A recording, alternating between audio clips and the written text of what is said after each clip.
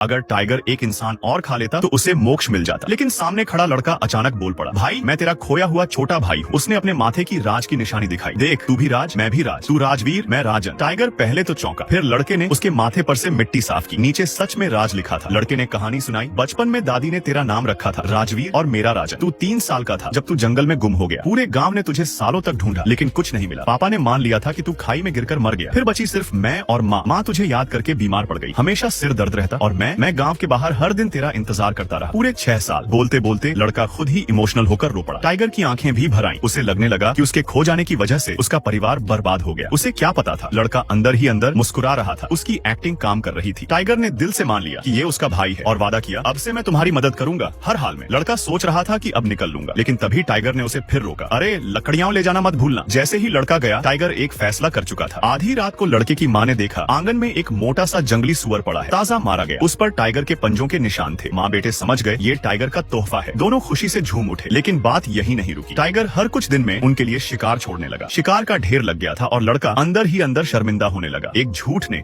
उस जानवर को कितना बदल दिया। टाइगर खुद भूखा रह जाता लेकिन माँ के लिए खाना जरूर छोड़ता। माँ इतनी भावुक हो गई कि एक दिन उसने एक बड़ा सा खाना पकाया और टाइगर को न्योता भेजा। वो दिन टाइगर के लिए जैसे त्योहार बन गया। माँ जैसा प्यार उसे शायद कभी नहीं मिला था। खुश होकर टाइगर ने राजन के लिए एक लड़की भी ढूंढ निकाली। शादी तय हुई, 2 पैक के बाद रिश्ता पक्का हो गया। कुछ साल बीते, राजन के 2 बच्चे हो गए। टाइगर अभी भी वैसे ही शिकार भेजता रहा, लेकिन एक दिन सब बदल गया। माँ अचानक बेहोश होकर गिर पड़ी, हालत बहुत खराब थी। टाइगर अब बूढ़ा हो चुका था, लेकिन माँ को बचाने के लिए वो बच्चों को लेकर निकल पड़ा एक जंगली पहाड़ की तरफ, जहाँ एक जादुई जड़ी मिलने की बात थी। बहुत मुश्किलों के बाद उन्होंने वो जड़ी ढूंढ निकाली, लेकिन वहाँ एक सांप था जो उसकी रखवाली करता था। सांप इतना खतरनाक था कि उसने सबको बुरी तरह घायल कर दिया। आखिरकार छोटे बेटे ने होश दिखाया, एक पत्थर उठाकर सांप के दांत तोड़ दिए, तब जाकर वो पीछे हटा। टाइगर जड़ी लेकर भागा, लेकिन देर हो चुकी थी। माँ ने बस एक आखिरी बात कही, मुझे सबसे ज्यादा राजवीर की फिक्र है, और फिर वो हमेशा के लिए चली गई। टाइगर बाहर सुन रहा था, उसके मुंह से चीख निकली, खून उगल पड़ा और वहीं ढेर हो गया। कहा जाता है उसकी देह वहीं पत्थर बन गई। माँ की कब्र के पास हमेशा की तरह उसकी रक्षा करता हुआ राजन ने उसे अपना सगा भाई माना और तीनों के नाम एक ही पत्थर पर खुदवा दिए, ताकि आने वाली पीढ़ियां उन्हें कभी न भूले।